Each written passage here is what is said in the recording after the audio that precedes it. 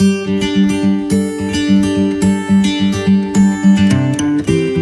assalamualaikum warahmatullahi wabarakatuh. Jumpa lagi di podcast Permata Hovifah. Kali ini kita kehadiran tamu ya, dari sosok figur seorang perempuan yang layak dijadikan motivator dan inspirator di momen Hari Ibu. Tidak lain adalah Ibu DPR kita Gresik, yaitu Ibu Hudzaifah, selaku motivator dan inspirator pada pagi hari, pada sore hari ini. Agak saya paksa ya, jadi beliaunya saya sedikit paksa untuk bisa mengisi di momen Hari Ibu supaya bisa memberikan materi pada kita, apa sih sebenarnya yang harus dimiliki oleh seorang ibu terkait sikap dan tindakan, sehingga bisa menghadirkan atau melahirkan sosok seorang anak sebagai generasi emas bangsa ini. Yuk kita kenalan dengan Ibu Hudzaifah. Oke, Ibu, selamat sore Ibu. Selamat sore Ibu. Karena rutinitas ya, harusnya pagi, ternyata kita jumpa di sini sore hari. Kalau boleh tahu, oke, kita kenalan dulu Bu, silakan Ibu Hudzaifah kenalan ya, biar para pemirsa podcast Permata Hovifah bisa tahu lebih mendalam atau lebih lengkap tentang sosok Ibu DPR Gresik. Monggo. Terima kasih Ibu Hajah Hovifah ya. Saya jadi ingat Hovifah, Ibu Gubernur kita ya. Selamat sore Ibu Hovifah dan Bapak juga dari sini, dan semua masyarakat Kabupaten Gresik, terutama masyarakat Panceng yang terkenal dengan delegannya ya Bu. Nama saya Hudzaifah, saya dari fraksi PKB Dapil 8 Manyar Bunga Sedayu. Alhamdulillah di sela-sela kesibukan kami yang tadi memang betul-betul ada ta'aruf dengan DPW PKB Bu, sampai jam 2 giliran Kecamatan Manyar baru selesai. Alhamdulillah bisa sedikit meluangkan untuk kesini. Ternyata indah sekali tempatnya di sini Ibu ya. Mudah-mudahan mungkin di sini saya bukan pemberi materi Ibu, kita sharing aja ya, sama-sama jadi seorang ibu.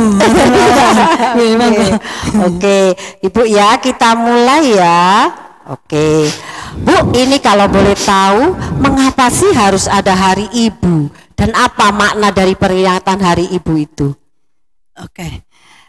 Kalau saya dengan bahasa sederhana saja ya, sebetulnya hari-hari kita, setiap detik, setiap menit, setiap hari, bahkan bulan berganti tahun, itulah hari-hari ibu, selalu menjadi hari ibu. Mungkin momen-momen tanggal 22 Desember itu merupakan momen yang mungkin untuk mengapresiasi seorang ibu, untuk mengevaluasi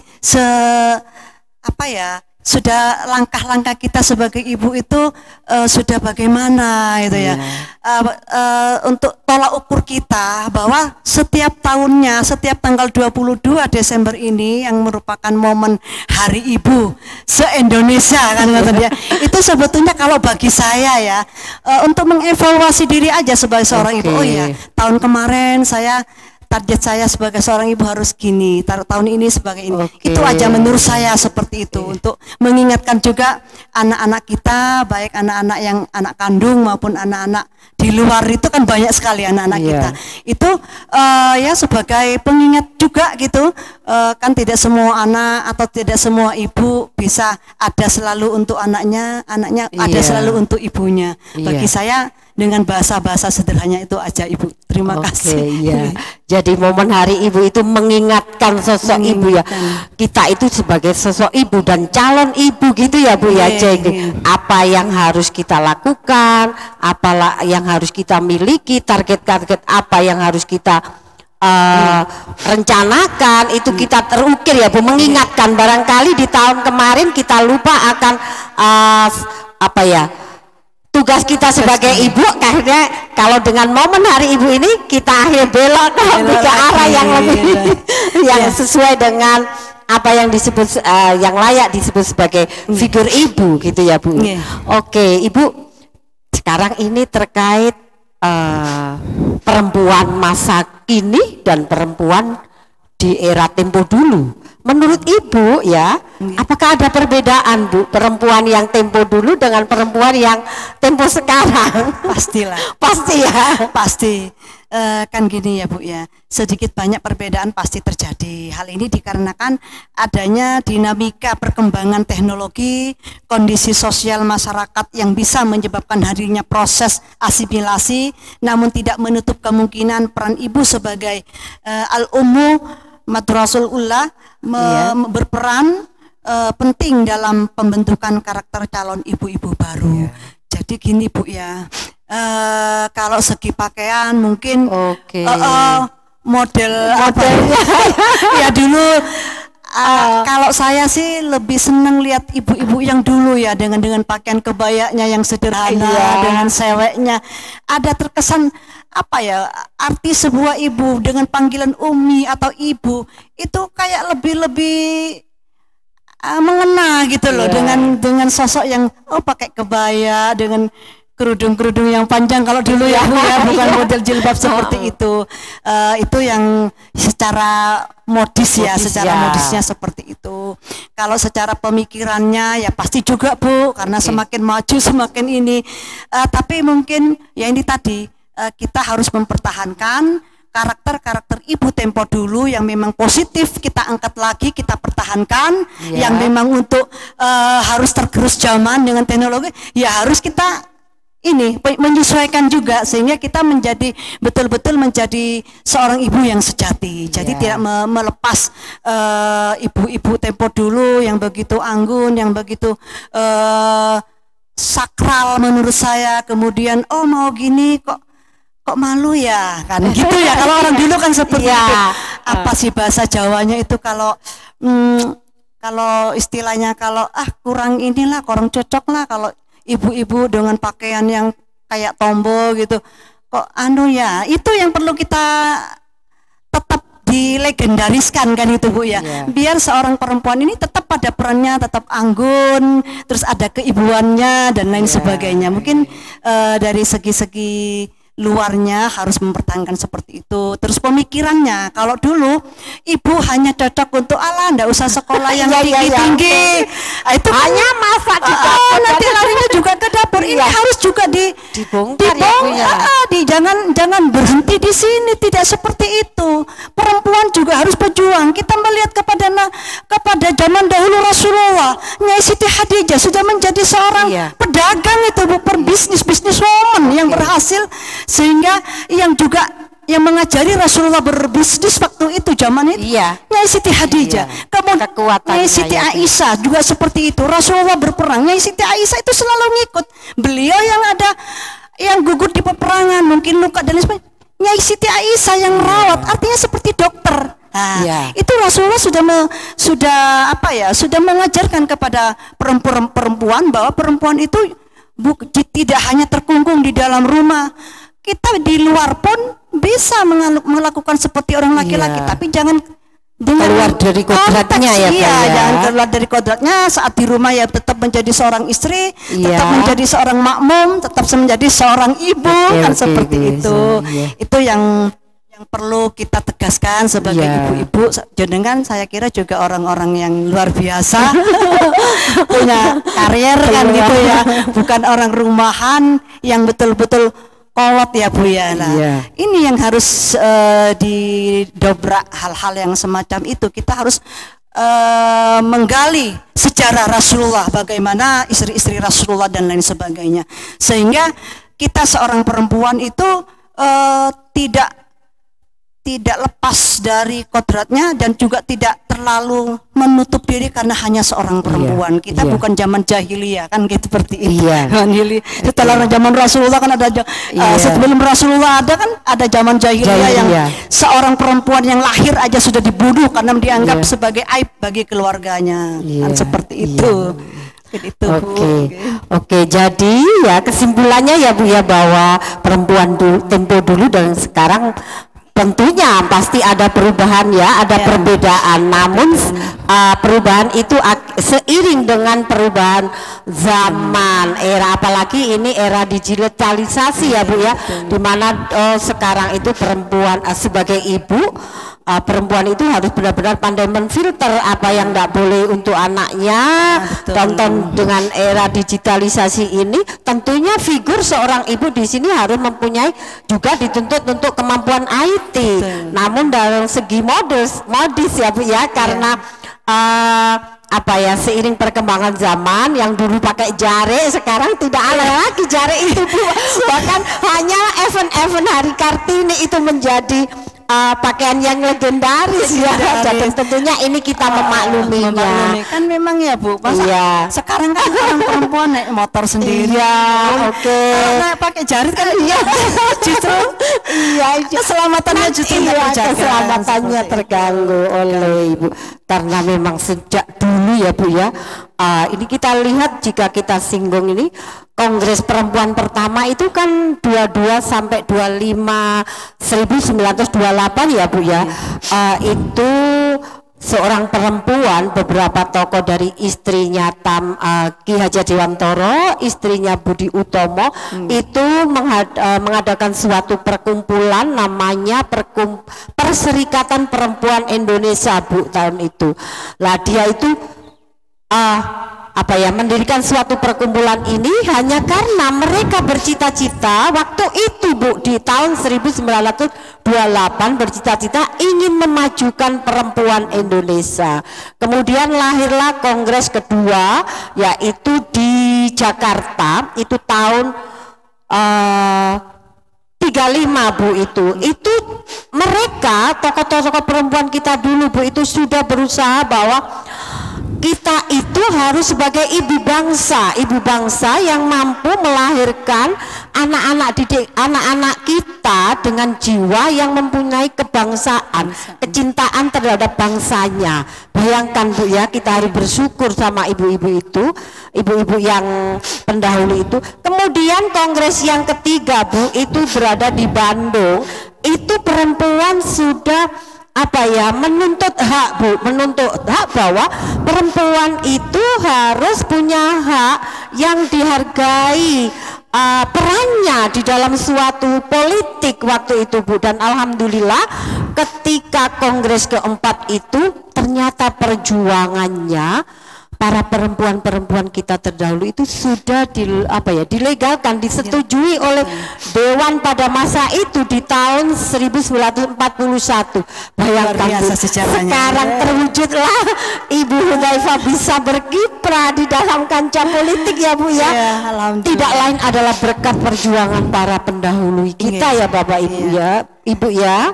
Kemudian Bu, seiring tadi bertahap mulai kongres 1 sampai kongres 4, saya pengen tahu Bu, adakah hari ini wujud-wujud forum-forum tentang perkumpulan perempuan-perempuan yang di situ mengasah kemampuan dan kualitas perempuan baik sebagai ibu maupun terhadap suatu karena, sehingga dia tidak melupakan kodratnya sebagai seorang ibu, kodratnya sebagai seorang istri, dan tentunya sebagai perempuan yang berkarir Bu. Adakah Bu? Saya ingin tahu forum-forum apa di Kabupaten Gresik ini yang harus diikuti lah ketika ada acara.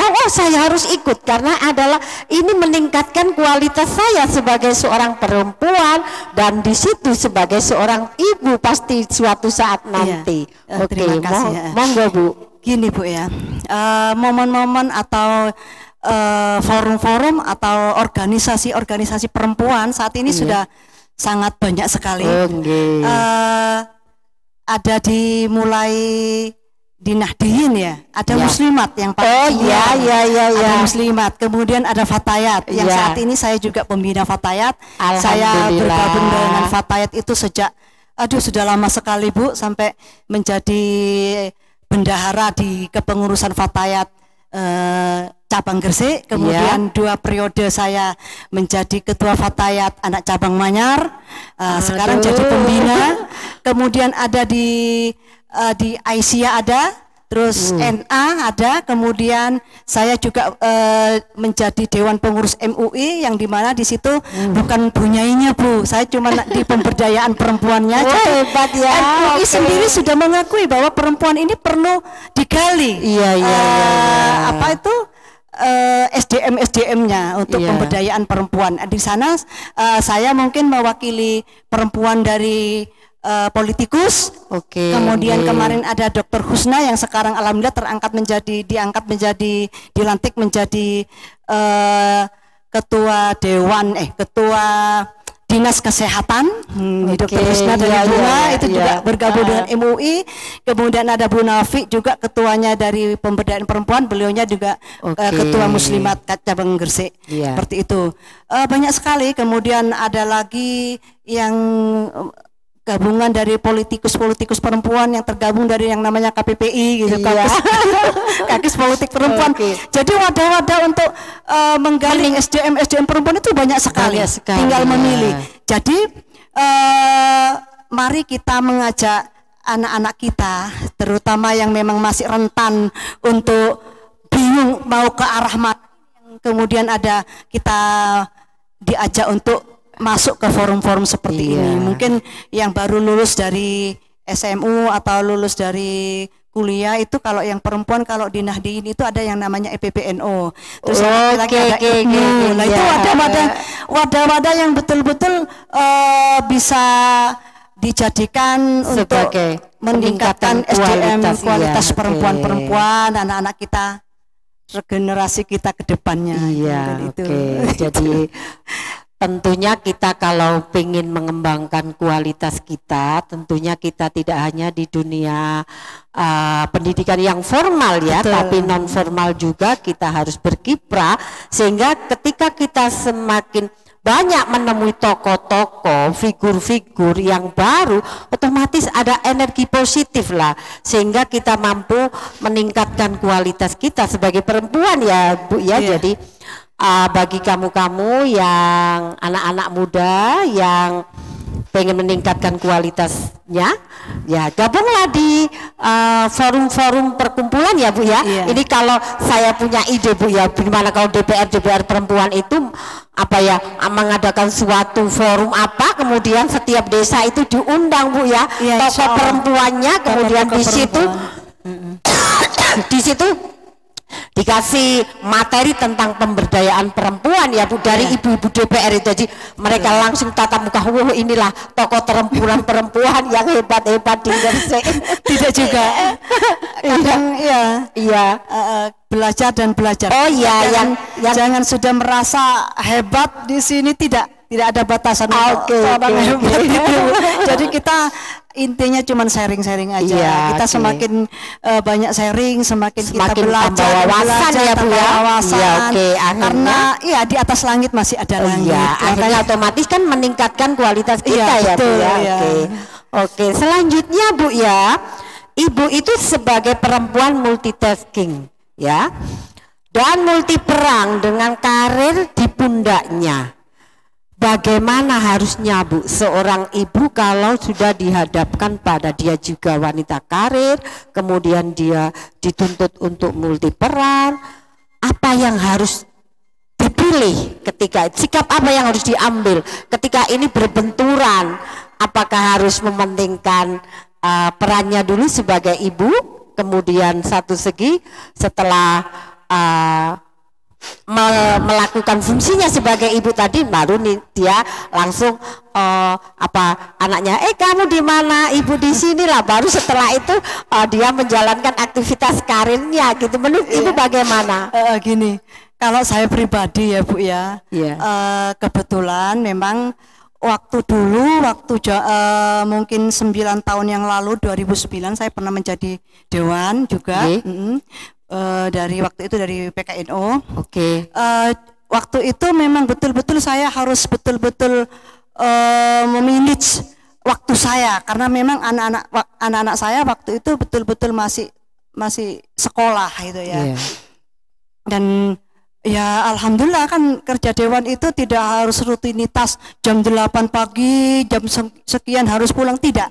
Kerja dewan itu agak-agak gimana ya, tidak terlalu terikat dengan waktu-waktu yang rutinitas seperti itu gitu ya. Kebanyakan jadi saat anak-anak dulu ya, anak-anak sudah berangkat sekolah, saya baru bisa toto-toto kayak gitu. Iya, jadi memperhatikan ya Bu ya. Masih tetap rumah ini didahulukan dulu, misalkan belanja itu saya hari Minggu kan off ya Bu ya, hari Minggu itu saya belanja yang banyak sekali, taruh ke kulkas, besoknya tinggal tulis menu apa seperti itu kalau yang dulu. Kalau yang sekarang lebih longgar lagi karena anak-anak sudah pada rumah tangga. Anak saya yang pertama itu sudah punya anak satu, anak saya perempuan. Sekarang alhamdulillah bergabung dengan staf ahli di Kementerian PU ada di Surabaya. Anaknya sudah satu, sudah berumah sendiri tapi masih dekat dengan rumah saya. Anak saya yang kedua pegawai dari salah satu swasta di Gresik, dan kebetulan mantu saya ini juga mantan Putri Indonesia Jawa Timur ya 2019. Berarti sudah sekarang cantik. Sekarang sudah hamil 6 bulan, mudah-mudahan nanti melahirkan dengan selamat dan lancar gitu. Jadi saat ini waktu saya lebih enjoy, lebih banyak ini peluangnya lebih banyak, lebih fokus ke pekerjaan. Paling kalau suami kan sekarang sudah ini masih cuman menjadi konsultan proyek aja, jadi banyak di rumah, sehingga kalau memang ada harus keluar kota, kalau dekat ya sama suami, kalau enggak ya seperti itu. Jadi lebih fokus untuk ke pekerjaan karena ini betul-betul amanah. Jadi saya lebih banyak ke bawah gitu, berkumpul dengan masyarakat, keluarnya apa seperti apa, lebih banyak peluang untuk tugas-tugas yang saya bebankan, yang saya amanahkan sekarang ini. Jadi kesimpulannya, meskipun perempuan itu sebagai ibu di pundaknya ada karir, maka tetap harus memperhatikan keluarganya karena memang itu adalah tugas utama kita. Di samping kita menyalakan lilin untuk orang lain sekitar kita ya, namun lilin kita sendiri di dalam rumah kita itu jangan sampai padam. Jadi harus benar tetap memperhatikan anak, memperhatikan suami, memperhatikan cucu. Kalau saya kalau hari Minggu itu sering sama cucu. Jadi tetap tidak lepas dari kodratnya ya Bu ya. Jadi fungsi utama seorang ibu adalah sebagai istri dan sebagai ibu bagi anak-anaknya, namun dia harus juga mempunyai strategi bagaimana dia bisa melaksanakan dan meningkatkan karirnya ya Bu ya, sesuai dengan profesinya masing-masing. Dan satu lagi yang diingat Bu, apa? Izin suami itu. Iya. Izin suami itu nomor satu. Jadi harus dapat SIM dari suami, mau kita mau jadi apapun kita kan makmum ya Bu ya. Beda dengan laki-laki. Beda dengan laki-laki. Apakah peran ibu itu menurut ibu, peran ibu menentukan kesuksesan seorang anak Bu? Gimana ya? Kan soalnya kalau kesuksesan itu ada campur tangan Allah ya. Iya. Kita hanya bisa berusaha. Banyak sekali ibunya seperti ini, nanti anaknya seperti ini kan gitu.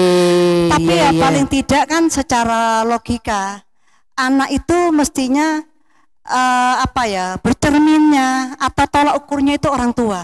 Mama saya jadi seperti ini, saya harus lebih ada papa saya ada greget dari situ. Makanya kualitas seorang anak juga dipengaruhi oleh kualitas orang tua itu terlepas dari kehendak Allah. Yang utama itu campur tangan Allah makanya dalam posisi apapun kita memintanya selalu sama Allah. Itu mudah-mudahan apa yang kita lakukan itu barokah untuk diri kita, untuk masyarakat jawabannya, dan keturunan kita.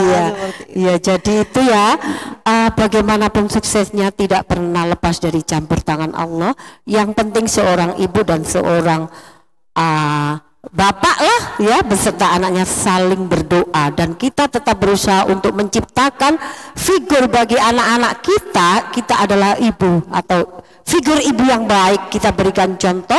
Figur ibu yang sukses, kita berikan contoh. Nanti anak itu semoga akan sukses sesuai dengan profesinya masing-masing ya Bu ya. Tidak boleh memaksa sesuai, wow Ibu Saifah karena DPR anaknya harus dituntut jadi DPR ya. Kesuksesan itu relatif. Iya, relatif ya Bu. Pada bidangnya masing-masing. Jangan dikira loh iya bukan sukses. Kalau anak-anaknya sukses, sukses juga. Iya, amin, moga-moga itu ya Bu ya doa kita. Oke Bu, banyak kasus perempuan yang meliputi kekerasan fisik, psikis, ekonomi, kadang-kadang seksual ya Bu ya.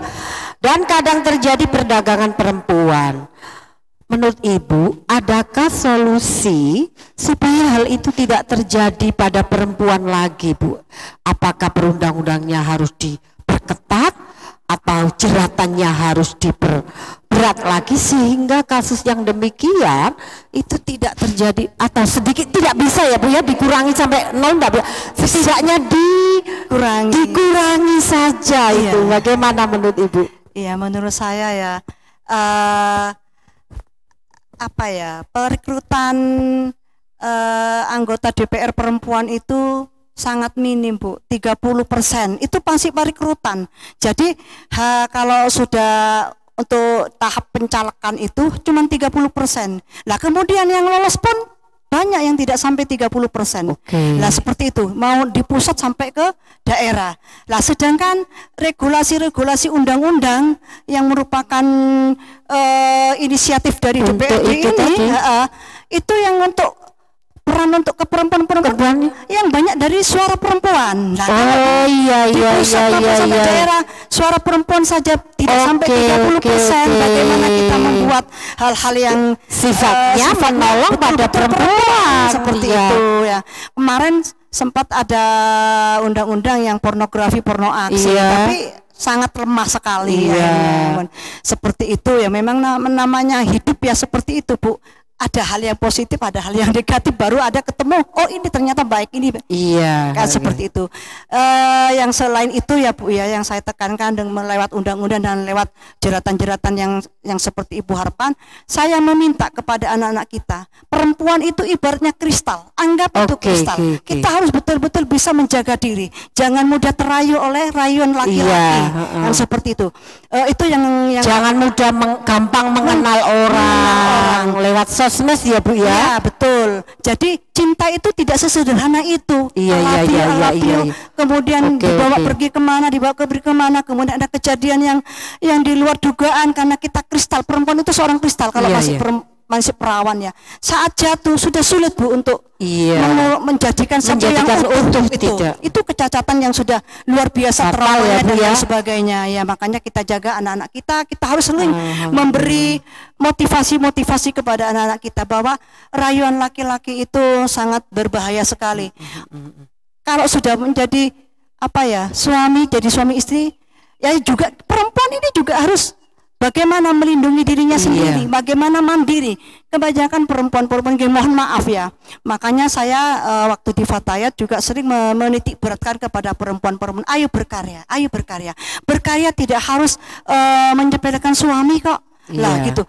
Suatu saat suami ini kan juga milik Allah. Suatu saat Allah mengambil suami kita. Kita kalau nggak punya kreativitas apapun, kita tidak bisa mencari nafkah untuk keluarga. Ngelongok Bu. Akhirnya jadilah ada yang ngapunten, nanti perempuan-perempuan yang mudah digoda karena hanya uang, karena keterpaksaan. Akhirnya terjerumus ke dunia-dunia yang naudzubillahi min dzalik ya Bu ya, sampai menjual diri dan lain sebagainya. Saya pernah survei beberapa, kenapa kok melakukan ini? Ya karena keterpaksaan, karena mau bekerja apa, enggak bisa punya kreativitas apapun. Makanya saya waktu di Fatayat itu sering memberikan pembelajaran keterampilan, bagaimana merias diri, merias pengantin dan lain sebagainya. Bagaimana membuat bakery, walaupun saat ini suami masih kaya, masih ada. Kalau ilmu ini kita tekuni, suatu saat dibutuhkan, kita tinggal ready, kan sudah ready, sudah siap untuk menjadi siap mandiri Bu siap mandiri. Kemudian ada perempuan yang begitu batinnya tersiksa karena sang suami sering menyakiti dan lain sebagainya. Akhirnya batinnya tersiksa. Kenapa kok bertahan? Ya apa, anakku sudah terlalu banyak, terlanjur banyak. Saya tidak bisa ngapa-ngapain daripada saya dan anak-anak saya kelaparan. Ya sudah, inilah pentingnya perempuan itu mandiri. Mandiri, tapi nanti pada saat sudah mandiri gini-gini, jangan melepak suami. Itu maksudnya ya. Dengan mandiri, tapi yang mandiri yang posisi tetap menjadi seorang makmum bagi istri suaminya ya Bu ya. Itu yang saya lete ya. Yang saya terapkan pada anak-anak saya sendiri. Dari dulu saya tidak pernah menjadi seorang perempuan yang hanya minta sama suami Bu. Dari dulu sudah menjadi perempuan yang betul penuh kreativitas. Alhamdulillah. Alhamdulillah. Iya, makanya perempuan-perempuan seperti ini yang nantinya akan betul-betul bisa menghidupi keluarga saat Allah mengambil dan memberi contoh bagi anak-anaknya ya. Iya, seperti itu. Bekali anak-anak kita walaupun perempuan yang dibekali dengan pendidikan yang mumpuni biar bisa berkompetisi nanti di zaman-zaman sampai zaman maju ini. Dari zaman ke zaman kan harus seperti itu, kompetisinya semakin ketat dan semakin ketat. Jangan sampai mendidik anak itu hanya sampai di pendidikan-pendidikan yang kurang mumpuni untuk kemandiriannya nanti seperti itu. Oke ya Bu ya. Yang jelas bahwa perempuan itu memang dituntut untuk baik dalam segala hal ya Bu ya. Kualitasnya juga harus baik. Kemudian kemampuan berpikirnya juga harus baik. Sehingga kalau itu sudah dimiliki otomatis tidak gampang ya Bu ya orang melecehkan, terutama kaum laki-laki melecehkan kita, otomatis harusnya malah timbul kekaguman bahwa sosok perempuan itu layak dihargai sehingga akan terhindar dari. Tapi saya tidak merasa sudah lebih. Tidak ada yang lebih ya Bu. Tidak ada Bu ya, kita berusaha terus makanya tadi saya bilang setiap tanggal 22 Desember jadi mengingatkan kita mengevaluasi diri juga, mengevaluasi anak bahwa sampai di mana sih peran kita seorang ibu. Kita masih punya waktu untuk memperbaiki karena tidak ada orang yang sempurna selain Rasulullah. Itu yang perlu di garis bawah ya. Jadi kalau saat ini adik-adik anak-anak kami, ibu-ibu yang merasa belum ini masih ada waktu, mari kita hijrah ke hal-hal yang lebih baik. Semua butuh proses, tidak ada orang yang langsung baik. Oke, Ibu. Terakhir Bu ya, kasus perceraian ini kan terjadi di Kabupaten Gresik ini sangat meningkat Bu ya. Dan kebanyakan faktor penyebabnya adalah faktor ekonomi.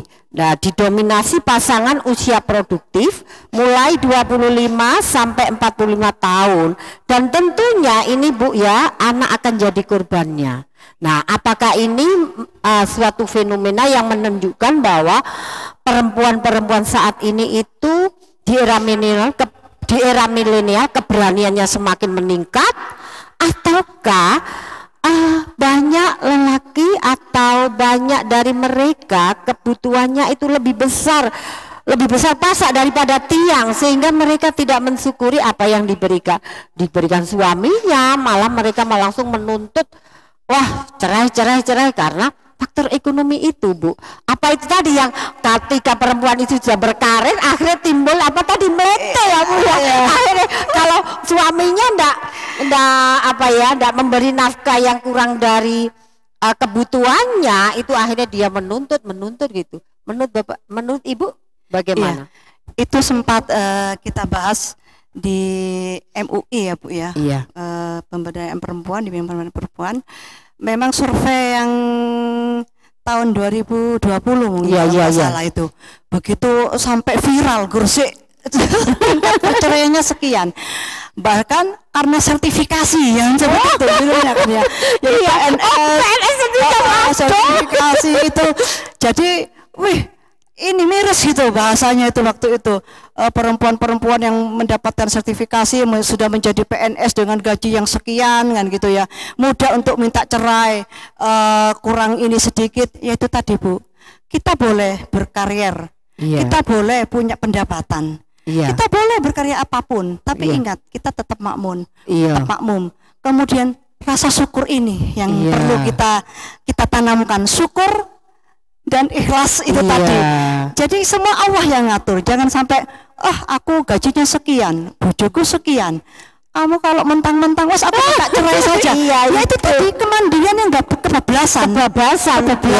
Makanya tetap kerohanian itu tetap harus diisi lewat jamiah yang tadi saya sebutkan, lewat pengajian muslimat, fatayat, ada Aisyah, ada RNA itu kan seperti itu. Jangan sampai kemandirian atau pendapatan yang bagi perempuan sekarang mudah untuk itu kemudian akhirnya itu salah jalan. Menurut saya itu ya ngapunten, itu salah jalan. Kemudian memang di era ya Bu ya, saat ini perempuan lebih berani, tapi ini juga kemarin itu perlu disurvei apakah benar apa yang disampaikan itu karena itu gitu loh ya. Karena sekarang ini karena kemandirian juga akhirnya kita dibekali dengan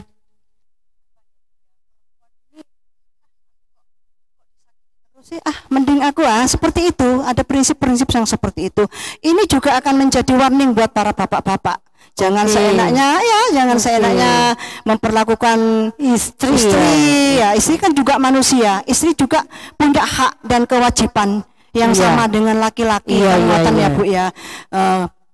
Itu yang perlu saling warning juga sebetulnya, jangan terlalu mensalahkan seorang perempuan. Nah di sini perlu juga ada kajian. Kenapa kan gitu ya? Kenapa seperti itu? Kemudian dengan kemajuan zaman ada selfie Bu, selfie handphone ini juga membuat suami yang istrinya tidak kerja, cuma kerjanya di mall dan selfie ini akan pusing suami juga. Kalau pendapatannya tidak terukur tadi lebih besar. Lebih besar masa daripada tiang. Sehingga di luar ada yang menjanjikan sesuatu yang lebih dari suaminya, lebih mudah tergoda karena tuntutan-tuntutan zaman. Sekarang kan handphone ini banyak manfaatnya dan juga banyak mudaratnya juga. Makanya kita besar pasak daripada tiang. Kalaupun ada sedikit cobaan ya Bu ya, kaitannya dengan Papa dikat disik. Lawan azan nih. Gak masuk. Oh iya. Kalaupun ada perempuan yang baik adalah bisa mengukur kemampuannya di dalam suatu rumah tangga. Jadi jangan sampai besar pasak daripada tiang ya. Nanti kalau ada suatu cobaan sabar sebentar ya Bu ya. Kita lihat anak kita sekali lagi. Kalau pengen istilahnya pengen serong ya Bu ya, lihat anak kita hantarkan mereka. Memang kalau sudah tua kan memang sudah cintanya sudah mulai rada-rada menjadi sahabat ya Bu ya, jadi kasih sayang, berubah kasih sayang jadi sahabat, cinta-cinta yang membara sudah lewat malah lebih yang sejatian ini kasih sayang dan lain sebagainya. Kita antarkan anak-anak kita gitu ya Bu ya, kita lihat sehingga rumah tangga ini akan terus langgeng, amin. Dan juga ini Bu, satu hal kita yakini kalau kita baik dengan suami akan baik dengan kita. Tidak ada seorang laki-laki pun yang bisa menerima kita dengan totalitas, dengan keberadaan kita apa adanya selain suami.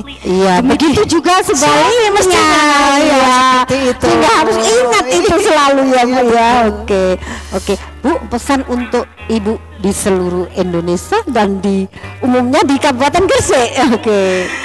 Ya pesannya apa ya, saya sendiri masih belajar untuk menjadi ibu yang baik. Jadi kita sharing aja, mudah-mudahan tidak semua yang dilihat itu indah seperti saya. Jangan terlalu melihat Bu Hudzaifah gini, enggak, jangan terlalu ini, kita cuma sharing-sharing aja, biasa-biasa saja seperti itu. Ya pesan saya itu tadi, banyak bersyukur, kemudian banyak ikhlas, itu tadi banyak curhat ke Allah aja lah, apapun yang terjadi itu. Kalau curhatnya kita ke Allah, insya Allah akan menemukan jalan yang baik. Kemudian aib-aib kita pun tidak akan meluas kemana-mana, karena setiap manusia itu pasti punya aib, pasti punya kekurangan dan punya kelebihan. Tapi itulah keunikan kita sebagai makhluk Allah, sebagai seorang wanita. Jadi banggalah dengan diri kita sendiri, banggalah dengan karakter kita sendiri, banggalah dengan penampilan kita sendiri. Dan jadi diri sendiri, dan saya ikuti gitu ya, ikutan, karena ya. setiap perempuan itu dilahirkan oleh Allah dalam keadaan cantik. Iya, Seperti ada itu, karisma cantik tersendiri ya, Bu, semua. ya. Ada, Setiap perempuan ada karisma daya tersendiri, tariknya sendiri. ya. Mau hidungnya mancung, Oh, hidungnya iya, pesek, iya. mau yang gini, semua punya karakter tersendiri, punya Iya. keindahan tersendiri, dan Iya. punya peminat-peminat tersendiri. Tersendiri, Jadi tentunya. bersyukurlah kita, wanita sebagai apapun, wanita punya wajah seperti apapun, wanita punya penampilan apapun, itulah yang diberikan Allah kepada kita. Kita syukuri, akan menjadi suatu kecantikan yang luar biasa bagi diri kita. Terima kasih Ibu Hudzaifah, sangat hebat sekali. Bu, ada game 1 Bu, ambil Bu ini Bu. Kita main game 1 Bu. Gimana caranya? Ibu? Ngambil, Ibu ngambil kertas 1. Oh, bismillahirrahmanirrahim. Apa ini, Bu? Oke. Saya bacakan ya. Oke. Nah, Bu, ini Bu, ada kata-kata bijak ya dari Joseph Rauk. Pada anak muda terdapat air mata tanpa kesedihan. Pada orang tua terdapat kesedihan tanpa air mata. Walian Ibu ya. Anak muda ada air mata tanpa ada kesedihan. Tapi bagi orang tua kita ada terdapat kesedihan tapi tidak ada air mata. Ini menurut Ibu bagaimana? Gimana ya? Soalnya kan Gini, anak muda itu apa tadi? Ada air mata walaupun tidak sedih. tanpa kesedihan, Kesedihan. tapi dia mengeluarkan air mata. Berarti ini menandakan anak muda ini mentalnya gampang mengeluh ya Bu, ya Iya, mungkin ya. karena masih muda, belum punya pengalaman hidup yang sedemikian rupa, belum makan asam garam Asam katanya garam, orang tua ya. itu, sehingga cengeng ya, kayak mentalnya memang butuh ujian-ujian ke depannya, karena ternyata semakin banyak ujian, semakin banyak Allah menyayang di situ. Iya. Seperti itu. Jadi mentalnya yang seperti itu yang masih perlu proses untuk. Iya, Kan belum masih apa-apa muda, sudah belum sambat apa-apa. ya Bu. Iya, Ya, menunjukkan air cengeng, matanya tadi. iya, masih terlalu apa ya? Terlalu sempit atau terlalu minim sekali mengartikan suatu kesedihan, sehingga Iya. seakan-akan dengan kesedihan ini air mata sudah demikiannya kan gitu ya. Ya maklum kan Tapi memang iya, anak muda. tapi bagi orang tua meskipun dia bersedih Sudah kebal. hanya ada di dalam hati Karena sudah tanpa menunjukkan ya Bu ya air matanya ke anak-anaknya. Sudah istilahnya sudah kering kan karena Iya. gitu ya. Udah nggak menangis lagi keluhannya, karena sudah di sini sudah banyak ikhlas, sudah banyak Iya. syukur, sudah banyak ujian yang menerpanya sehingga kebal. kan itu. Kebal, Jangan kuat. dikira loh Ibu, ujian-ujian dari Allah itu sesuatu yang bukan kasih sayangnya. Iya, Karena banyak. Allah menguji para nabi, para rasul dengan ujian-ujian yang berat seperti itu. Iya. Semakin kita diuji dengan ujian yang berat, semakin menjadi kualitas kita kalau kita itu bisa keluar dari ujian-ujian tersebut iya, dengan oke. ikhlas dan syukur. Jadi Ya, bagi ya. kamu anak-anak muda ya, baik perempuan maupun laki-laki, jangan gampang mengeluarkan air mata dengan kesedihan kalian. Kalian harus kuat kan. Apalagi sampai Iya, bunuh diri iya, itu. balik itu. Jadi Hanya jangan dalam sampai cinta dan lain sebagainya. Jangan sampai itu ya. Jadi mental kamu dituntut untuk kuat, apalagi di era 2045 kamu jadi generasi emasnya Indonesia.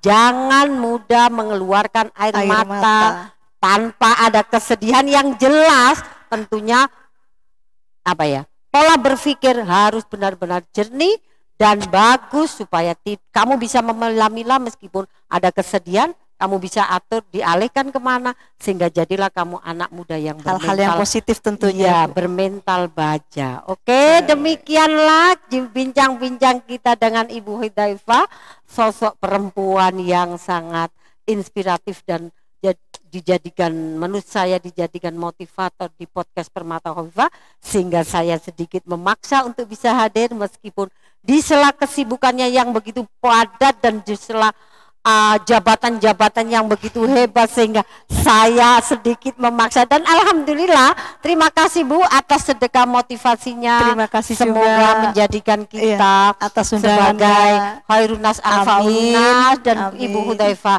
semakin tambah sukses sebagai tokoh perempuan yang berkiprah di politik, perempuan yang bermanfaat untuk masyarakat, untuk banyak. Dan tidak lupa untuk keluarganya ya Bu keluarganya ya. juga. Terima kasih. Selamat hari Ibu.